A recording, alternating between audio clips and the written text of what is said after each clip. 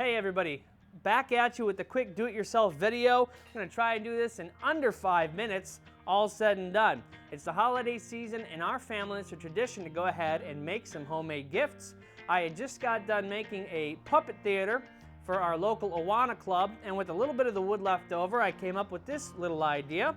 And this is a little do-it-yourself sconce using some 3/4 inch hardwood, plywood, whatever you may have. In this case, this is maple.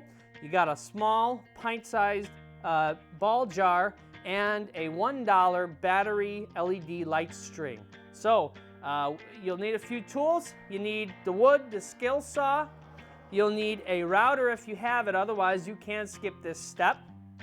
You need a nail gun and a compressor, and if you don't have that, you can probably do it with a screw, a drill bit, and a drill. So let's get into it. Okay, so as stated, we're going to try to make this as quick as possible. So I'm going to go ahead and cut the talking down to a minimum. Essentially, you're going to start with your choice of 3/4 inch stock. One of the tools I didn't mention, it will help you, is a speed square if you have that. And other than that, I'm going to give you some rough dimensions. It doesn't have to be exact.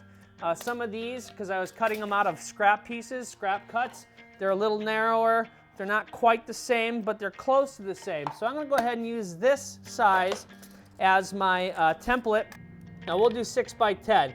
And the 6x10, you're doing that because when you do route it, you'll lose a little bit, just a little bit of the material.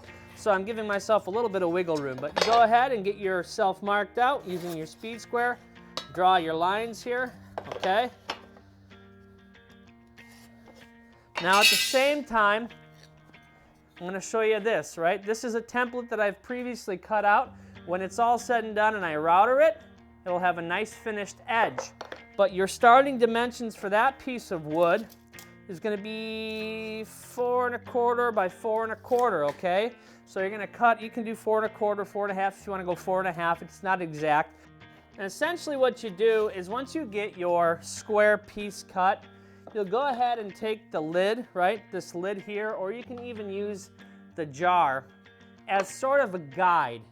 And you want to kind of put it, line it up so you kind of get an idea of what kind of spacing you need for where the jar is going to be put to leave a little gap between the jar and the back of the wood. So kind of put it on there, right, center it, and then I just kind of eyeball traced around, right? I created my shape.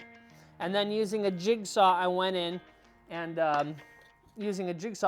cut the curve. All right, so now you've got the 4¼ by 4¼ blank.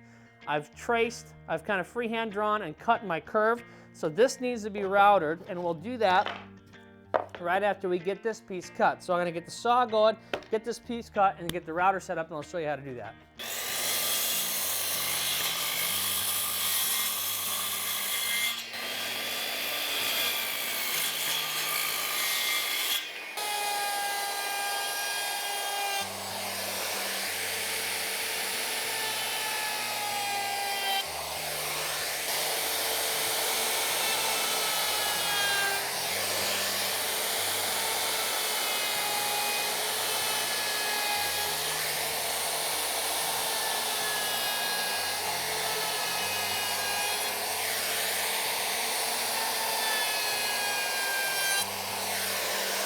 So now that I've got these pieces cut, you can kind of see how they're going to fit together with the mason jar. But the next step is take your sander, knock down on the rough edges, give it a nice surface sand. So I'll do that now. You don't want to take off a lot of material. You want to keep the sander moving. You don't want to change the shape too much. You're just trying to knock down all the harsh edges. So I like to take it in my hands, move it back and forth a little bit, flip it over, do the underside. You're not using a lot of pressure, keeping it moving, and letting the orbital do the work for you. And then when you get to this raised edge here, you just want to come in on a real soft 45-degree angle. You're just knocking all the fuzz off. You don't want to change the shape or take away from the router cut. I'm going to go ahead and use a large mason jar because I've run out of my pints for right now. So essentially what you want to do is take your jar and take the mounting plate and figure out this way where you want it to mount, okay? Center it, get it to where you like it. Then go ahead and remove the jar, and you'll draw a line right here where you're going to mount this. And now this is important because what we're going to do now is I'm going to glue this, set this here, and then using this clamp, wooden clamp, I'm going to get this secured so that I can pick the whole unit up and nail it from the back end with this here. Make sure you're centered how you like it.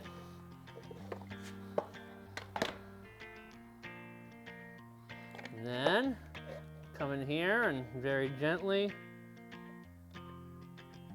clamp the baby down. Again, make sure before you go any farther you got it where you want it to be. Perfect. Now I'm going to come in here from the back side here, and I'm going to put a nail in through the back. And what I kind of do is come over the top and I just eyeball it. Make sure your hands are out of the way. You don't want to put a nail through your finger, it hurts. Get one in there, get one in there. Now I'm going to remove the clamp and make sure I put in another nail or two on this side over here. So same thing, line it up, get your hands out of the way. Make sure it's secure.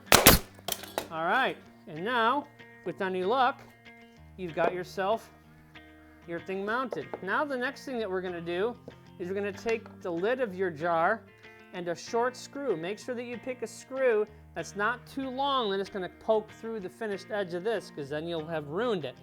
I'm going to take the screw, center it over the lid where I want it to be. Go ahead, push down, secure it in, and ladies and gentlemen,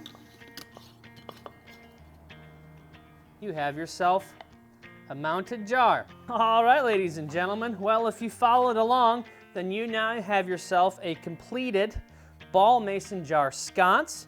The only thing left for you to do is go ahead and get that little, the little dollar store LED light string, put it on in there, and you can set it up on top. I think what I'm going to do is I'm going to take the battery pack and I'm going to glue it up here with some hot glue or some tacky glue or something so that you can simply come up, flick it on when you want to flick it on. Mounting it on the back here, you can either do one of those sawtooth style mounts, or I think since I have the router, what I'm going to do is play around and see if I have the bit where I can go ahead and drill in and make myself that little undercut that you have on commercial products where you get the screw head that goes behind it. It's the time of giving. If you're handy and you like to make things with your hands and you're looking for a pretty simple project that you can make for just a few dollars that's really going to wow your receiver, then why don't you give this a try? If this video helped and you enjoyed watching it and it gave you the instruction you need, give it a thumbs up, give it a like, subscribe to the channel.